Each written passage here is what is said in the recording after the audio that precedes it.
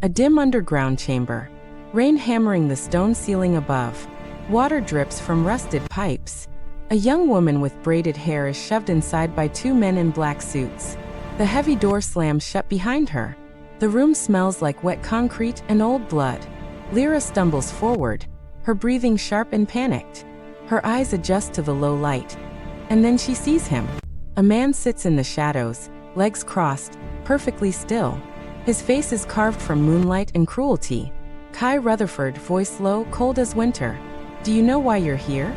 Lira Mensah, breathing hard, voice shaking. No. Your men dragged me out of my apartment. I don't even know who you are. Kai rises slowly. Each step forward feels like a countdown.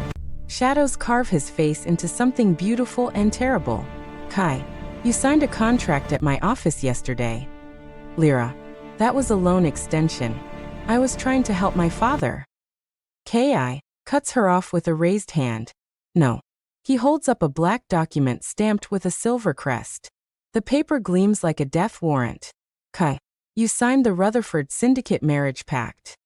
Lira's knees nearly give out. Lira stumbling backward. What? No, I didn't agree to marry anyone. I didn't. Kai's eyes lock on hers. Emotionless. Unmoving. A predator watching prey realizes it's already caught. Kai, you did. He leans close, so close she can feel the cold radiating off him. Kai. And in my world, signatures don't lie. Lira, voice cracking. I'm not marrying you. Kai touches her chin with two fingers, forcing her face up.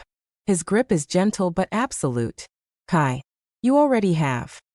Before we tell you what happened next, hit that subscribe button, besties, and tell us where you are watching from in the comments. You're going to want to see how this ends. 72 hours earlier, Kai Rutherford sat in a throne-like chair inside the grand hall of the Rutherford estate, looking more bored than a man evaluating potential wives should ever look. 12 women stood before him in a perfectly arranged line, each one more stunning than the last. Heiresses, models, daughters of diplomats and CEOs, all handpicked by his father's advisors, all desperate to become the next Mrs. Rutherford.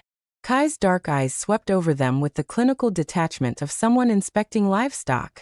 Beautiful, yes. Polished, certainly. But utterly predictable. He could already imagine how each conversation would go, how they'd smile too much, laugh at jokes that weren't funny, agree with everything he said just to secure their position. Well, his father's voice cut through the silence like a blade.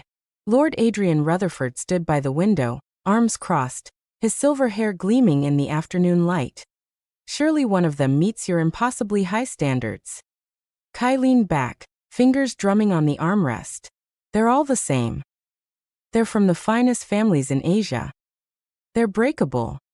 Kai stood, his tall frame unfolding with predatory grace. I need someone who won't shatter the first time things get difficult. Someone with backbone. Lord Adrian's jaw tightened. A syndicate heir with no wife is a weapon with no sheath. Kai. Unstable. Dangerous. The other families are already questioning your commitment to tradition. Let them question. You're 29 years old. This isn't negotiable anymore. Kai said nothing, just walked past the line of women without a second glance. Their perfectly rehearsed smiles faltered as he dismissed them with his silence.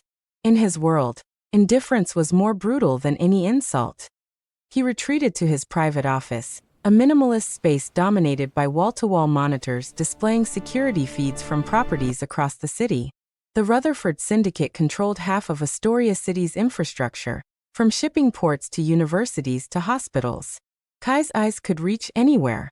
Out of habit more than interest, he pulled up the feed from Northbridge Technical University. Students flooded across the campus, their lives blissfully unaware they were walking on Rutherford-owned land. Kai was about to switch cameras when something made him pause. Camera 18B. A woman crossing the main courtyard. She wasn't trying to be noticed, which made her stand out immediately. Dark skin that caught the sunlight, intricate braids pulled back from her face, dressed simply in jeans and a university hoodie. No makeup. No pretense. She walked with purpose, books clutched to her chest, completely absorbed in her own world. Kai leaned forward. Zoom in. The image expanded, and he studied her face. There was something fierce in her expression, a determination that suggested she'd fought hard to be where she was. No silver spoon. No easy path. This was someone who'd earned every step. Run facial recognition, he commanded. Within seconds, her file appeared on the adjacent screen. Name Lira Mensah. Age 24. Nationality, Ghanaian. Status: international scholarship student. Department: mechanical engineering. GPA: 3.94. Notes: top of her department. Works part-time at campus library. Fluent in English, Twi and Mandarin. Kai scrolled further, and then he saw it. The detail that made everything click into place. Family status: father, Kwame Mensah, on Rutherford Syndicate blacklist. Outstanding debt: 1.3 million yuan. Status: 11 years overdue. A slow smile spread across Kai's face for the first time in weeks. Perfect. She was perfect. Smart enough to be interesting, strong enough to survive him, and desperate enough to be trapped. Get me everything on her, Kai said into his phone. And send collectors to the Mensah residence tonight. It's time to remind them what unpaid debts cost. That same evening, Lira Mensah sat at the small desk in her family's cramped apartment, Mandarin textbooks spread before her alongside a stack of unpaid bills. The numbers blurred together as exhaustion pulled at her eyelids.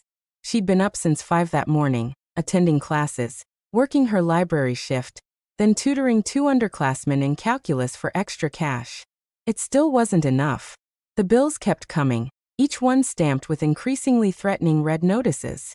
Her younger brother David sprawled on the couch behind her, completely absorbed in his phone, blissfully unaware of how close they were to losing everything. Her mother hummed in the kitchen, preparing dinner with ingredients that cost too much.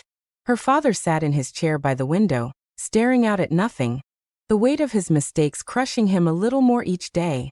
Lira rubbed her tired eyes and returned to her Mandarin vocabulary. If she could just graduate, get a good engineering job, she could fix this. She could save them all. 3 more months. Just 3 more months until graduation. A knock shattered the quiet. Not a friendly knock. Slow. Heavy. The kind of knock that meant trouble. Her father's face went pale. He stood slowly, like a man walking to the gallows, and opened the door. 2 men stood in the hallway, both wearing dark suits that probably cost more than a year's rent. Their faces were blank, professional, the expressions of people who delivered bad news for a living. Kwame Mensah? The taller one asked, though his tone suggested he already knew the answer. Yes, her father whispered. The man pulled a black envelope from his jacket and held it out. From the Rutherford Syndicate. You have 7 days to settle your account in full. After that, we take everything. House, assets, and any collateral we deem appropriate. Lira shot to her feet. Wait, what collateral? My father took out a business loan, not. The second enforcer's eyes slid to her, and the way he looked at her made her skin crawl. Like she was already inventory. Already claimed. Read the terms, Miss Mensah. Section 14, subsection C. When debts exceed 1 million yuan, and remain unpaid for over 10 years, the syndicate reserves the right to claim alternative compensation. His smile was cold. You should really read contracts more carefully. Both of you. They left before anyone could respond, their footsteps echoing down the hallway like a funeral march. Lira grabbed the envelope from her father's shaking hands and tore it open. The document inside was thick, official, stamped with a silver crest she didn't recognize. She scanned through pages of legal jargon until she found Section 14. Her blood turned to ice. Dad, she breathed. What did you sign? Her father collapsed into his chair, head in his hands. I needed money to start the business. The broker said it was standard. I trusted him. I didn't read everything. I didn't know. You put up our family as collateral? I thought I'd be able to pay it back. The business was supposed to succeed. His voice cracked. I'm sorry, Lira. I'm so sorry. Lira's mind raced. 7 days. They had 7 days before these people took everything. Before they took her father. Before they took her mother. Before they destroyed David's future. Unless someone stopped them. She looked at the address printed at the top of the document. Rutherford Syndicate Tower, Downtown Astoria City. I'm going to negotiate, Lira said, her voice steadier than she felt. Lira, no. These people are dangerous. More dangerous than losing everything? She grabbed her jacket. I'm not letting them take this family. Not without a fight. The next morning, Lira stood before the most intimidating building she'd ever seen. Rutherford Syndicate Tower pierced the sky like a black knife, all dark glass and sharp angles, radiating power and menace. Security guards flanked the entrance, and cameras tracked her every movement. She forced her legs to carry her inside. The lobby was marble and chrome, beautiful and cold. A receptionist looked up from her desk with a practiced smile that didn't reach her eyes. I need to speak to someone about my father's debt, Lira said. Kwame Mensah. Account number. One moment. The receptionist typed something, waited, then smiled again. Please have a seat. Someone will be with you shortly. 20 minutes passed. Then 40. Lira's anxiety mounted with each minute, but she refused to leave. Finally, a different woman approached, carrying a tablet and a thick folder. Miss Mensah? I'm Ms. Wong, Debt Resolution Specialist. I understand you're here about your father's account. Yes. I want to negotiate a payment extension. He needs more time. Ms. Wong's expression remained professionally sympathetic. Of course. We're always happy to work with our clients. I have a renewal form right here. If you'll just sign the flagged pages, we can extend the deadline by another 6 months. Hope surged through Lira's chest. 6 months. She could work more hours, maybe take a semester off to earn money. They could do this. Ms. Wong laid the document on a side table and flipped through pages, pointing to sticky flags. Here. And initial here. And sign at the bottom. Lira read the first page. Standard extension language, nothing suspicious. The second page looked similar. By the third page, her exhaustion made the words swim together, and she just wanted this nightmare to be over. She signed everywhere Ms. Wong indicated, her hand shaking slightly. Excellent, Ms. Wong said, gathering the papers with practiced efficiency. You're all set. The new deadline will be in your online account portal within 24 hours. Lira left the building feeling lighter than she had in days. She'd done it. She'd bought them time. Everything would be okay. She had no idea she'd just signed her life away. The moment Lira disappeared through the lobby doors, Ms. Wong walked briskly to the elevator, rode it to the 42nd floor, and entered an office that overlooked the entire city. Kai Rutherford sat behind his desk, fingers steepled, watching the security footage of Lira leaving the building. She signed? He asked without looking up. Every page, Ms. Wong confirmed, including the marriage pact clause on page 17. She didn't even read it. Perfect. Kai replayed the footage of Lira in the lobby, studying the way she held herself. Proud even in desperation. Strong even when terrified. Yes, she would do nicely. Prepare the ceremonial documents. And send collection teams to her address tomorrow morning at 8. I want her parents to understand the gravity of what's happened before I arrive. Yes, sir. And the wedding venue? Verona Palace Hall. 3 days from now. I want it perfect. Ms. Wong hesitated at the door. Sir, if I may ask, why her? You've rejected dozens of suitable candidates. Kai finally looked up, and something dark flickered in his eyes. Because everyone else wanted to marry me. She doesn't. That makes her valuable. The next morning, Lira woke to screaming.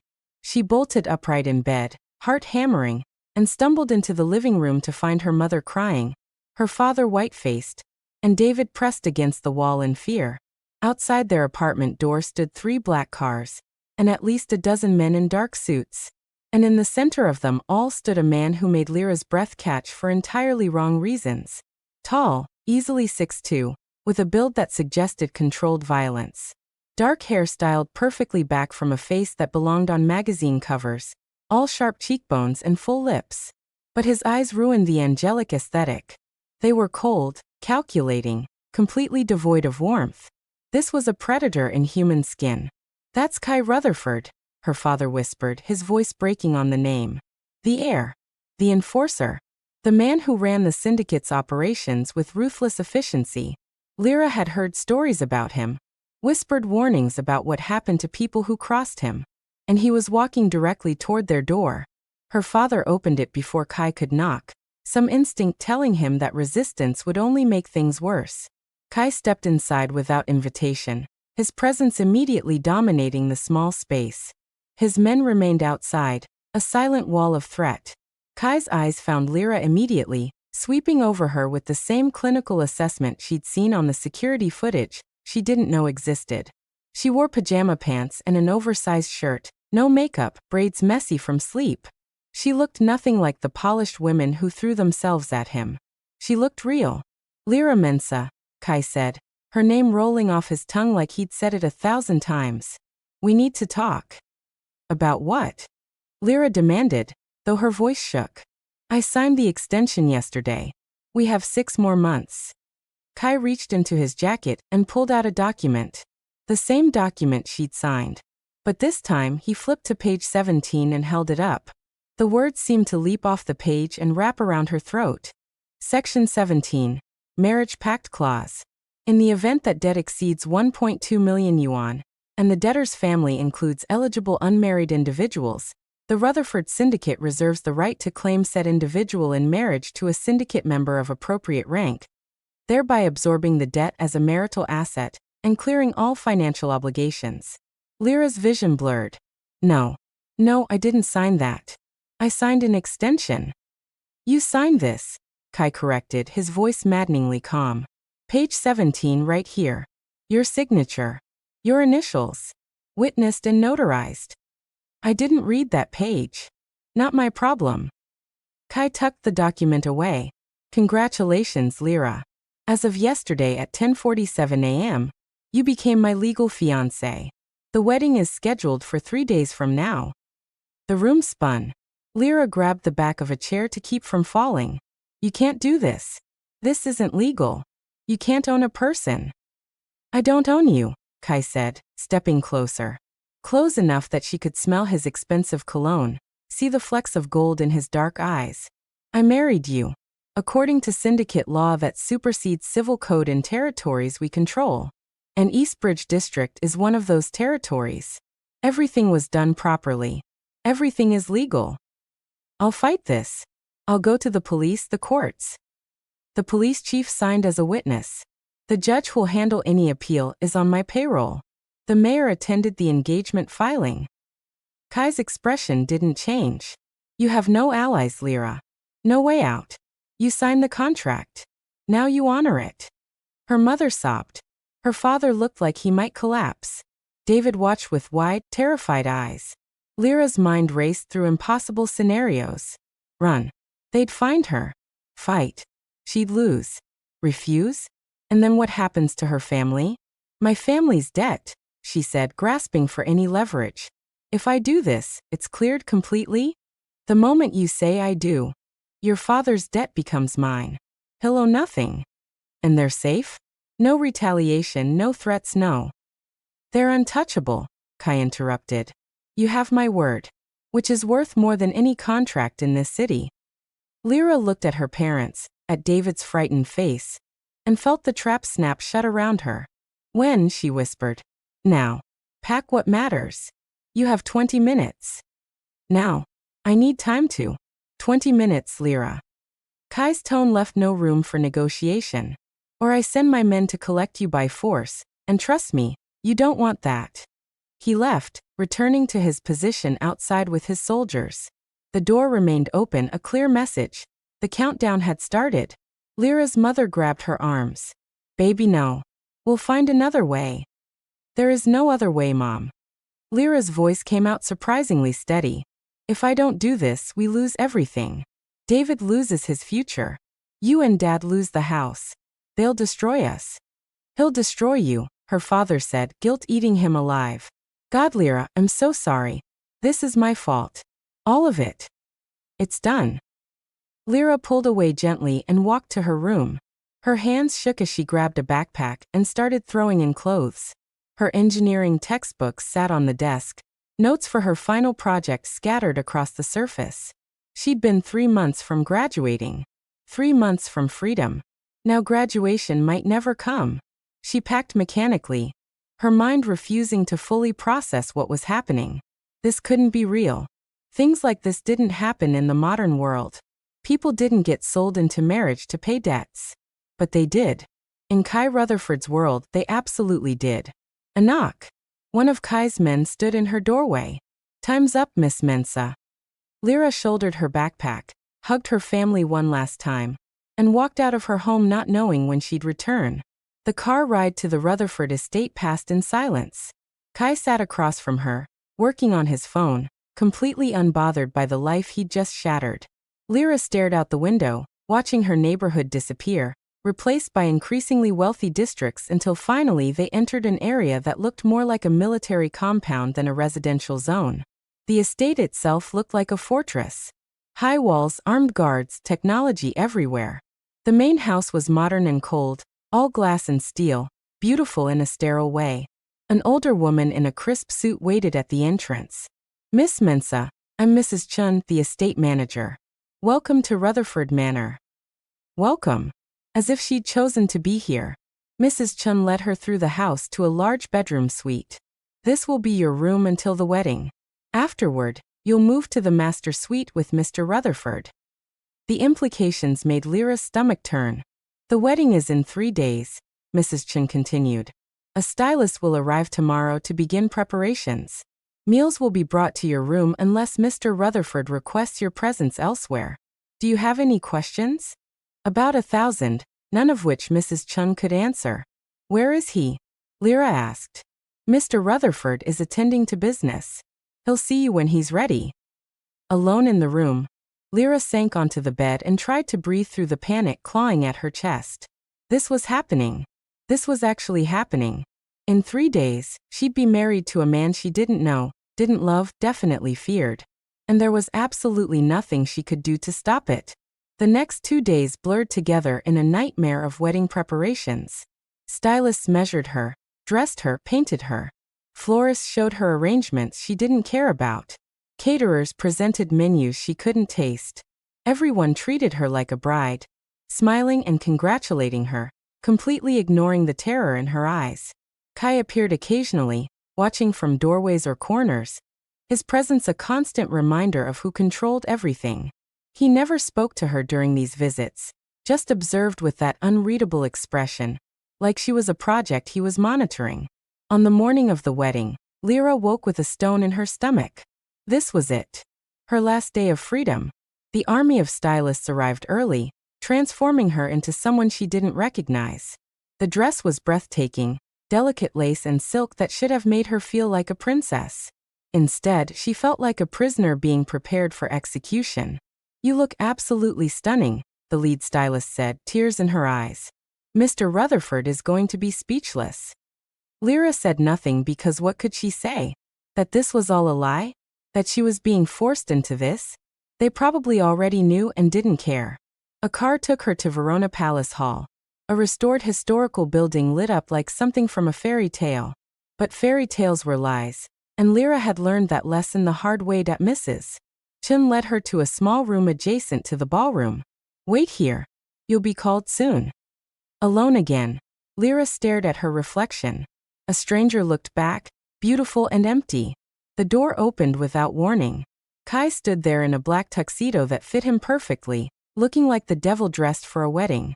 His eyes traveled over her slowly, something flickering in their depths before vanishing. "Perfect," he said quietly. "Don't," Lira snapped, finding her voice. "Don't pretend this is normal." "I never said it was normal. But it is happening." He stepped closer. "You'll walk down that aisle. You'll say the vows. You'll kiss me when told. You'll smile for the cameras. Because if you don't, I'll make your family's life very difficult. Am I clear?" "Crystal." Lira lifted her chin, meeting his eyes even though every instinct screamed at her to look away. "But I want something too." That surprised him. "You're not in a position to negotiate." "My brother David. He gets to finish school. No involvement in any of this. And my parents' debt is cleared completely. Not just absorbed. Erased." Kai studied her for a long moment. Then unexpectedly he nodded. "Done. You have my word." "Your word," Lira repeated bitterly. I keep my promises, Lira. Always. His fingers touched one of the flowers woven into her braids. I'm not the villain you think I am. You forced me into marriage. What else would you call yourself? A man who takes what he wants. His hand trailed from her hair to her cheek. But follow the rules, and you'll find I can be generous. Before she could respond, Mrs. Chen knocked. It's time, sir. Kai stepped back, adjusting his cufflinks. Remember. Smile. Vows. Kiss. Make it believable. He left, and Lira was alone with her racing heart and the crushing weight of inevitability. The doors opened to classical music and a ballroom full of strangers. Every face turned to watch her, some curious, some pitying, all of them complicit in this travesty. At the end of the aisle, Kai waited, his eyes locked on her with predatory intensity. Each step felt like walking to the gallows. But she kept moving because stopping meant her family suffered. When she reached him, Kai took her hand. His grip was warm, firm, possessive. The officiant began speaking in Mandarin, words about love and commitment that mocked everything happening here. Lira heard herself responding when prompted, her voice distant, like it belonged to someone else. You may kiss the bride. Kai turned to her, his hand moving to cup the back of her neck. Lira started to protest, but then his lips were on hers. The kiss was soft at first, almost questioning. Then deeper, more insistent, his other hand pulling her closer. And against every rational thought, every ounce of resistance, Lira felt heat bloom in her chest. Her hands moved to his jacket, gripping instead of pushing away, and she kissed him back. When Kai finally pulled away, something dangerous gleamed in his eyes. Victory. Hunger. Knowledge that her body had betrayed her. Lira jerked back, shame burning through her. The crowd applauded, but it sounded like mockery. Kai kept his arm around her waist as they faced the guests, his grip possessive, his message clear. She belonged to him now. The reception passed in a haze of false congratulations and empty smiles. Finally, it ended. The drive back to the estate was silent. When they arrived, Mrs. Chen announced, "Your belongings have been moved to the master suite, Mrs. Rutherford." The name hit like a physical blow. Kai led her to his quarters, a massive suite decorated in dark colors. The bed dominated the center of the room, and Lira's stomach clenched. Kai closed the door and turned to face her. "Ground rules," he said. "First, don't enter my office without permission. Second, no loud movements after midnight. Third, don't touch me when I'm sleeping without consent." He moved closer, his eyes darkening. "And fourth, you will give me intimacy whenever I want it. That's non-negotiable. I didn't marry you for that. You married me to protect your family. This is how you do it. By being my wife in every way. You can't force me. I won't have to." Kai's hand slid up her arm. "Your body already betrayed you in that kiss. It would be easier if you just accepted it." Lira slapped his hand away. "Stay away from me." Something flickered across his face. He stepped back. "I won't touch you tonight," he said quietly. "You've been through enough. But eventually, Lira, you'll come to me. They always do." He left, and Lira collapsed onto the bed, still wearing her wedding dress. The sobs came hard and brutal, tearing through her chest. This was her life now. Trapped. Bound by a black seal on a contract she'd never meant to sign. And the most terrifying part? Some small piece of her had responded to his kiss. Outside, rain began to fall, and somewhere in this massive house, Kai Rutherford continued his life, unbothered by the destruction he'd caused. The story had only just begun, and Lira knew escape would be nearly impossible. If escape was even what she wanted anymore. Will Lira find a way out? Or will she discover something darker in Kai's world? Don't miss what happens next. Hit subscribe and that notification bell, besties. Drop a comment telling us what you think Lira should do. Fight back. Or play along. We'll see you in the next part.